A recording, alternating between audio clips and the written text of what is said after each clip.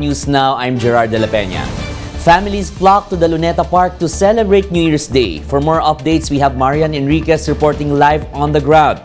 Marian, how's the crowd situation over there?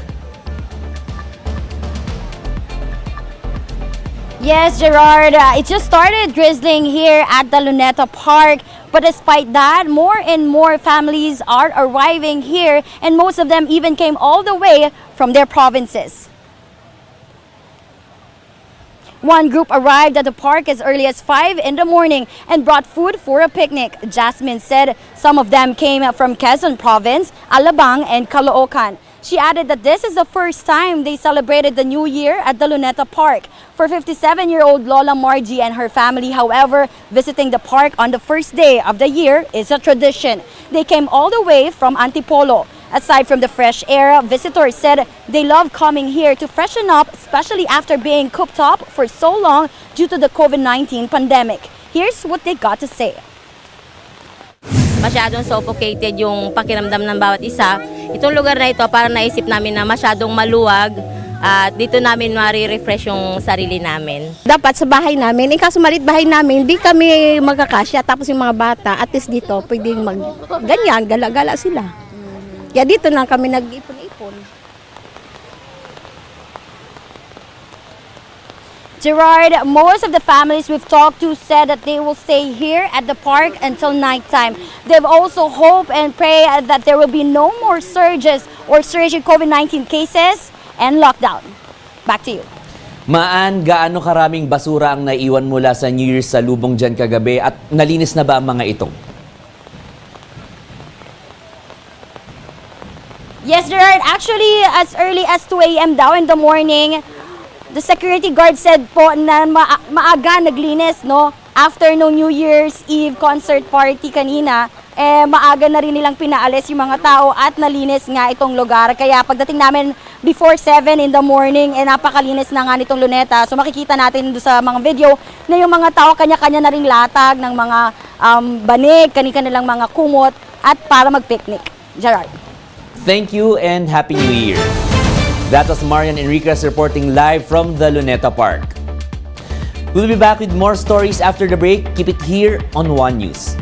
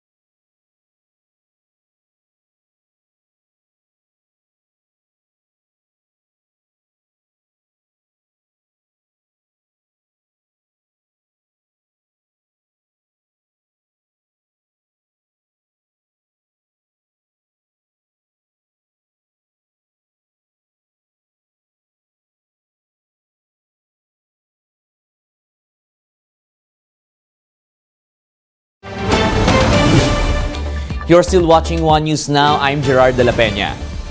President Bongbong Marcos rings in the new year with a renewed call for solidarity. In a statement, Marcos Jr. said the love for the country and its people is the essence of his message of unity. He called on the public to embody the true meaning of solidarity, noting the importance of bayanihan against adversities. The Office of the Press Secretary earlier said that the first family will celebrate the new year in Malacanang. Former Pontiff Pope Benedict XVI died on New Year's Eve at the age of 95. Let's take a look back at his legacy in this report. Pope Benedict XVI's 7-year tenure as spiritual leader of the world's 1.2 billion Roman Catholics was marked by controversy and reform. He also had the challenge of replacing the much-beloved Pope John Paul II.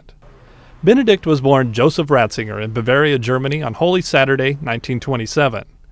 At age 14, he was conscripted into the Hitler Youth, as were all children his age in Nazi Germany. After World War II, he studied to become a priest, spending 3 decades near the top of the church hierarchy. Benedict was elected pope in 2005 after John Paul's passing. From the onset, Benedict's papacy promoted a conservative agenda on abortion, euthanasia, and priest celibacy. Although he led the Catholic Church's foray into social media, Benedict may be remembered most for his stance on sexual abuse by priests. It was the leading issue during his tenure. We are deeply ashamed and we will do all the possible that this cannot happen in future. He defrocked nearly 400 priests over 2 years for sexually molesting children. And for the first time, the Vatican issued explicit written guidelines telling bishops to report abuse to police. The Pope also held tearful meetings with victims to offer solace. His tenure was not without missteps. Just a year into his papacy, Benedict angered the Muslim world by quoting from a medieval text. The text characterized some of the teachings of the Prophet Muhammad as evil and inhuman. He soon apologized for any offense and made a rare visit to Istanbul's Blue Mosque. 2 years later, on his way to Cameroon, the Pope declared that condoms were not Africa's answer to AIDS. Critics challenged Benedict's rationale in a region hit hard by the AIDS epidemic. He eventually said condoms could be used in limited circumstances. During Benedict's tenure, Latin American Catholics, once among the Church's strongest base, left in droves to become evangelical Protestants. He challenged bishops from Mexico to Chile to stem the tide. Like the 264 popes before him, Benedict's chief aim was inspiring faith. Young people in particular, I appeal to you. Bear witness to your faith through the digital world. He was the first pope to embrace new media as a tool of inspiration, launching a YouTube channel, an iPhone application, and a Facebook page. At age 85, citing his deteriorating health, Benedict resigned as head of the Roman Catholic Church in February 2013. Grazie, buonanotte. Grazie. He was the first pope in nearly 6 centuries to resign from the position. While he lacked his predecessor's flair, religious scholars say Benedict's legacy is as the first true 21st century pope, reaching out to the faithful in new ways while holding tight to tradition. Walter Ratliff, The Associated Press. Let's now take a quick look at today's other top stories. The Immigration Bureau reports over 6 million international arrivals in 2022. The agency describes this as a major leap from the downward spike recorded at the height of the COVID-19 pandemic. Prices of at least 2 brands of liquefied petroleum gas are down starting today. Petron says it is implementing a 4 peso and 20 centavo rollback for LPG, while Solane is cutting prices by 3 pesos. And cloudy skies and isolated rains are expected on the first day of 2023. Pagasa says the shear line and northeast monsoon or amihan will continue to affect most parts of Luzon. For more updates, visit News 5, the Philippine Star, and Business World Online. Visit our website, onenews.ph, for more in-depth analysis. You can also catch One News on the Signal Play app. Register for a free account now at www.signalplay.com and stream One News live anytime, anywhere. I'm Gerard de la Peña. We are One News.